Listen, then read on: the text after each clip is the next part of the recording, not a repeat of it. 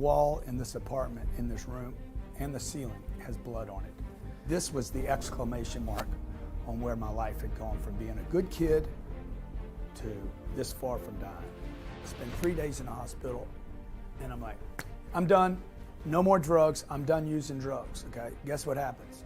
I'm using drugs 15 minutes later, 10 times a day in the hospital. My mom says to me, you're no longer welcome in my home. You're no longer welcome in my business. I don't want to see you anymore. 24 hours later, I was in a treatment center because my mom had the courage to say, enough is enough, I'm done. I go to this treatment center, I'm there 30 days. For the first 30 days in 7, 8, 9 years, I don't use drugs. And before I leave, the counselor grabs me and the counselor says to me, look, dude, I'll see you back here. Probably, if you don't die, I'll see you back here. And I'm like, what are you talking about, dude? I'm not coming back here. And he's like, oh no, you're coming back. All you're ever gonna be is a drug addict. You need to give up all the ideas of writing books, speaking to audiences, being rich. I always wanted to be rich. I wanted financially to be rich my whole life. I wanted to be my dad. I wanted to be the guy that could take care of his family. They said, you need to give up all those ideas and settle for one thing, not using drugs again. 25 years old, moved back into my mom's house. Tell my mom, let me live back in the house. I'm coming back, I'm not using drugs, and I'm gonna rebuild my life. From that day on at 25, I made some commitments. Number one was, I cannot afford free time. Every time I had free time, I got in trouble. So I knew I had to, 1, eliminate the old bad friends. 2, I had to keep all free time busy. And I said, what are you good at, Grant? And I'm like, what are you good at? What are you really good at? And I'm like, I'm good at going all the way. Because even with the drugs, I was an all the way kind of guy, right? I need to 10x everything. Like 10 was that number. My dad died when I was 10. I was using drugs 10 times a day. I was trying to quit 10 times a day. I'm like, you got to start liking something, man. And more importantly, you got to get good at something. So I said, I'm going to take the job that I don't like and I'm going to get great at it. It was a sales job that I hated. Every day I would go to work early. I'd stay late. Okay, I was doing 10-hour days, at least 10 hours. If I needed to make 1 call, I would make 10. If I needed to see 1 customer, if I thought I needed to see 1 customer, I would fill it up with 10 customers. Whatever I thought I needed to do, I literally took this drug problem and poured this obsession with destruction into an obsession with, I'm gonna just 10 times everything, keep myself busy. I studied everything, I became a fanatic. Some therapist, some psychiatrist is gonna say, oh, this dude's got ADD. I've already been told that, please. I've had every label that the psychs put in books, I've been labeled that, okay? Look, I never had any of those problems. I had potential that was being unused. So I wake up early, I get a workout in, and I get to the office. When I get to the office, a calendar's laid out, and I need to see every 30 minutes something filled in that calendar. The counselor back in the treatment center said to me, dude, aren't you worried about, because he's seen my success now, and he's like, aren't you worried about burning out? I'm like, dude, you're the burnout, bro. You're the burnout. You're the one that said I was gonna come back. You're the one that said I would never make it. You're the one that said, don't write books. I've written 7 of them, man.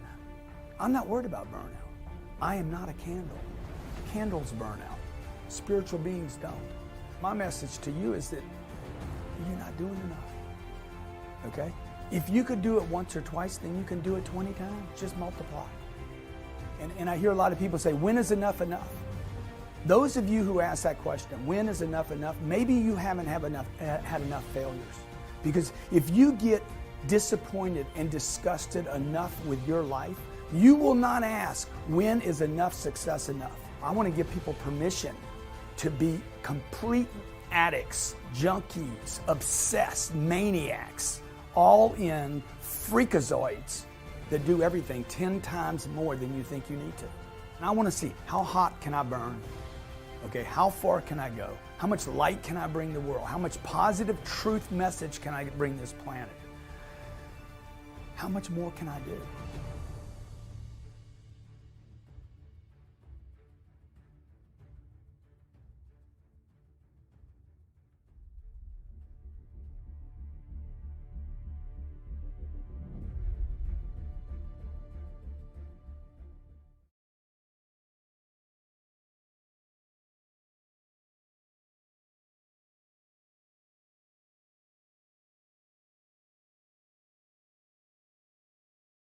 Hey, my name's Grant Cardone, and I am one of the passionate few, or maybe passionate many.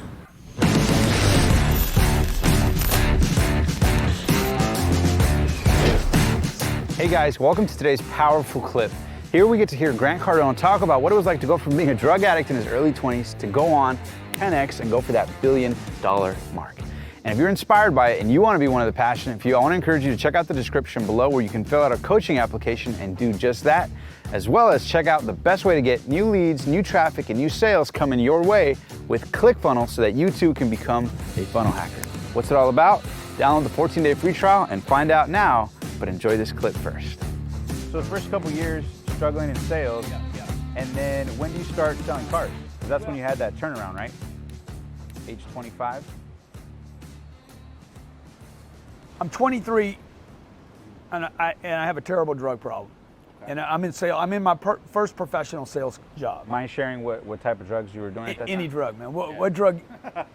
You come over, you're like, what drug you got? Okay, let's do that one. Yeah. You know, it didn't matter, bro. Most of them weren't even drugs, by the way. Yeah. Most of them were just called something, we bought it, and we don't know what was in it, right? Yeah. And so you would actually work and try to sell while getting loaded or how? Oh yeah, totally, man. Yeah. I was addicted to drugs. Right.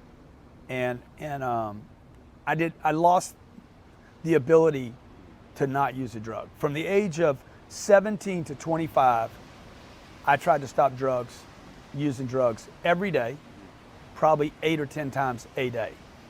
So imagine 8 years times 365 days, time trying to quit. I'm talking about, I'm never doing another one. Making that decision 8, 9, 10 times every day for 8 years for 365 days, every day. So not only am I not able to stop, but I'm also, dude, I'm losing every time I do it. I make a decision, I'm not doing it again, ever. And then 15 minutes later, I'm doing it. Yeah. So not only am I using a drug that's killing me, but my self-esteem is going lower and lower and lower. So when I was 25, I'd been selling automobiles for 2 years, hated every second of it, hated the business, hated the way people treated me. And it was commission only? Commission only. So if you were no good at it, why at that time did you stick with it? Did you feel like I want to get good at this, or what was your rationale back then? There was, I didn't have rationale. Yeah, no. I'm using $500 of cocaine a day. Yeah. There's no rationale, bro. Yeah. I'm gone. Okay, I'm doing this. I'm on automatic. Okay, the drug addict at that point, the person that's addicted to the relationship, the bad relationship, whatever the addiction is, I'm out of control, right? I'm like a hamster, going around and around in a circle. Every day is exactly the same thing, by the way. Same, everything. Same people, same words, I'm just stuck. So when I was 25, I went to the car dealer I worked for and said, look, I got to go to a treatment center. And he's like, no, you can do it on your own. I'm like, hey man, trust me. I can't. If I could, I would. Yeah. I can't. So I went to the treatment center. I was there 28 days, came back. They gave me more drugs, by the way. Just different types of drugs. Yeah, they're like, not these you can have. So that's the new scam, is they send you there, clean you up, and then they put you on the ones they can get paid on. Yeah, put a label and a commission on it. Exactly. Yeah. So when I came back from the treatment center, I was terrified of one thing: time. Drugs. I knew I would never go back and use drugs again, unless I had too much time on my hand. Time had always been the deal. Right. You give me too much time, like you guys setting up today. Right. Dude, I could have lost myself here. So if it takes too long to get something done, I lose interest in it. Right. So things have to go fast for me, and I like the action. Right. You know, I like moving from one thing to the next thing. Now. Yeah, and they call that ADD or ADHD or bipolar today. I call it highly productive. Yeah, you call it momentum. I call it momentum. I want the action. I want the play, right? So I don't think it's a problem. Right. So when I came back from the treatment center, I took all the free time I had and I just said, I'm going all in on this sales thing. I hate this job. I hate cars. I don't even like automobiles. Like, it's not like I love cars. What kind of cars were they? I was selling Toyotas, Renault, AMC Jeep and AMC Jeep, and sold Pontiac and GMC trucks and a lot of used cars. Wow. But I got good at it. I learned how to get, I mean real good. So what was that moment? What was that shift where you decided like, hey, I'm gonna actually commit to this. I'm gonna get really good. And what were the actions you took to actually turn it around? Because I started studying. Okay. You know, I think a lot of people listening are dealing with that, and they're kind of stuck in that situation of, God, I want to get good at this, but man, I suck. Should I get a different job? What do I do? What's that moment? You can't get good at it by trying to get good. You got to get great. You got to go for great. You got to study. You got to go all in. I have the shirt that says "Obsessed" on the back, right? Yeah, maybe we can grab it. John can grab it for me. But I saw the yellow one down the middle. Yeah. But dude, you got to get obsessed. So I'm telling you, all of you out there that are junkies, addicted, you got that compulsive, obsessive, use it, man. Don't try to get rid of it. Don't think it's a bad thing. It is the gift. Right. It is the ultimate gift. All the greats have it. Jesus had it, okay? Steve Jobs, man. Gandhi's like, yeah, put me in jail, let's roll. Yeah. Okay. King had it, man. King's like, I'm walking through the streets, man. All the greats had it, okay? Steve Jobs was completely obsessed. When everybody told him not to do the iPhone, he's like, yeah, right. Howard Schultz with Starbucks, completely obsessed. Okay, dude, they're maniacs. Look at McGregor, Conor McGregor. Conor's like, it's not talent, man. It's obsession. We're actually working on getting him on the show. Yeah. Oh God, I'd love to have him at my 10X Growth Con. So.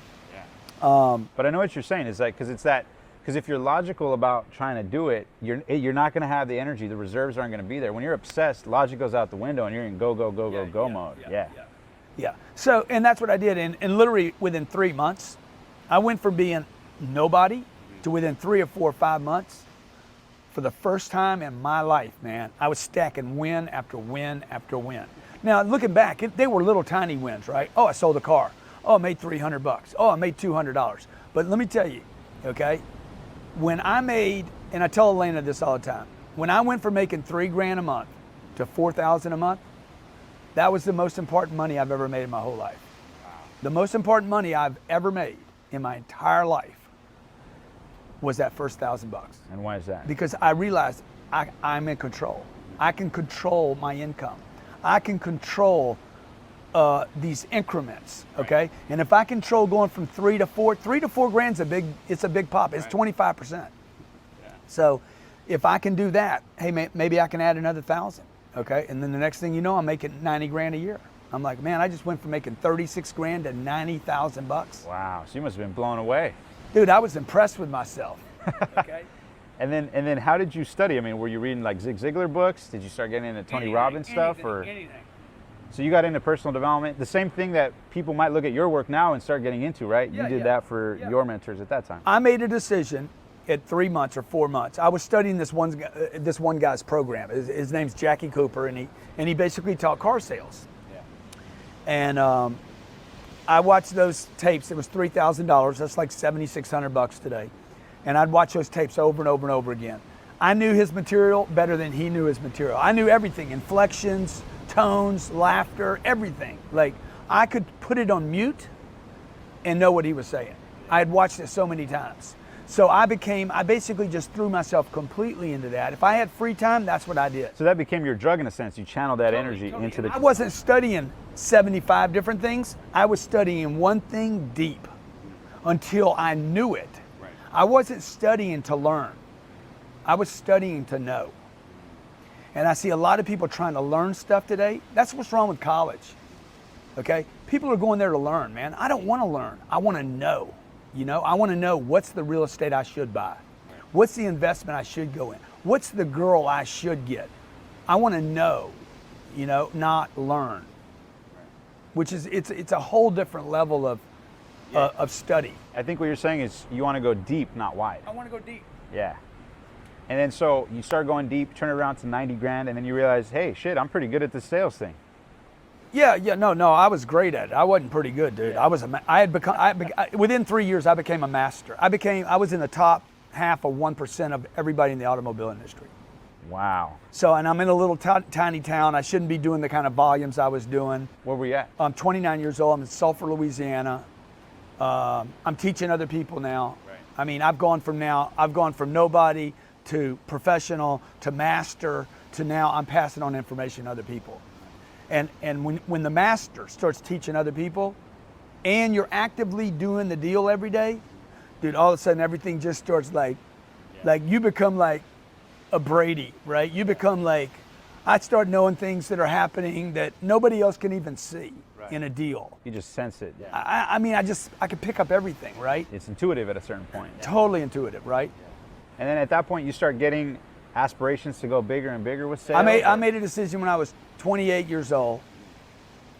I said, that guy that I was studying, I'm going to become him and bigger. And then I got turned on to some later in my career, like 30 years old. I get turned on to Tom Hopkins and Brian Tracy, all sales guys. Right. I'm studying all the sales guys, and I'm like, I am going to own this space one day. People will know I am the greatest living sales trainer, sales expert, sales master. They're going to say Bruce Lee, Grant Cardone. And let me tell you, okay, this goes back to what I was saying earlier, right? The problem with that was, and by the way, I achieved all that. Right. And it's not bragging. You know, I was going to say that is normal. I mean, even at my last sales job, that's how I got turned on to Grant Cardone. Yeah. In my last sales jobs, they would be like, oh, you got to get on Cardone, you got to get the tapes, you got to get this. Dude, I am the king of the space, okay? What does it feel like for you to think about being 25 to now us sitting on this deck in Malibu and you realizing your dream? Dude, we're going to spend more money this week. Soak that in. We're going to spend more money on this house this week than I made that year, that whole year selling cars. Wow. So, and I'm saying that to give people, to inspire people. Yeah. Like nobody shared that with me. Nobody shared the possibility with me, right? Yeah. Like, how does it feel? So I just want to go back to this one point though, because this is really important, okay? You see, when I made a decision like, I'm going to be bigger than Brian Tracy and Tom, and all those guys, the guys I studied, my mentors, right? And I achieved that. Dude, the goal, you see, those were goals I set that were too small. Because one day I looked up and I was 40 years old, 38, 39 years old, and I'm like, wow, that was nothing. Yeah. And that's what I'm trying to tell, that's what I'm saying right now. Like, the goals you set, unfortunately, are capped by your experiences and your ability to think. So whatever you think you can do, just multiply it times 10, because you're going to be disappointed anyway. Yeah. You're probably not going to achieve it. Right. And if you do achieve it, okay, then because you can do more than you think, right? My daughter, my 7-year-old, she doesn't know that one day she'll be able to bench press 100 pounds. Right. Right now she can do like push-ups hard. Right. So it wouldn't be fair for her to set her goals today, because she does not know what she's capable of, because her body's going to grow and her mind's going to grow and possibilities are going to grow. So would you recommend, that being said, that people right away aim big, or aim in small momentum steps that take them big? What would be your best advice on that? I would tell you that to whatever you want to do, okay, to multiply it many, many times. 10's just a nice number. Right. So whatever you think you can do, look, it's going to be harder than you think. Whatever it is. I don't care what it is. Getting a job as a waitress, it's hard, man. True. Okay? Owning a restaurant, that's hard too. Owning 100 of them, it's hard. You know? But I'm going to tell you, the payoff at owning 100 restaurants is better than being a waitress. True, yeah. You know? Problems are bigger. Yeah, it's like Donald Trump says, he says, if you're going to be thinking anyways, might as well be thinking big. Maybe think big. Yeah. You know? Now, the problem is most people think too much and don't do anything. That's what I hate about Los Angeles. That's why you moved back to Florida, right? We just think constantly, man. It's just constant ideas everywhere. Constant, man, just endless ideas. I met a guy the other day, last time I saw him was 7 years ago. He starts running, I could finish his sentence. I said, dude, you were running that freaking tape 7 years ago, bro. Yeah. Do something. Be sure to subscribe and check out all the new video content coming out every week here on The Passionate Few, as well as the resources in the description below right now to take your coaching and your podcast potential to create your own show to the next level now.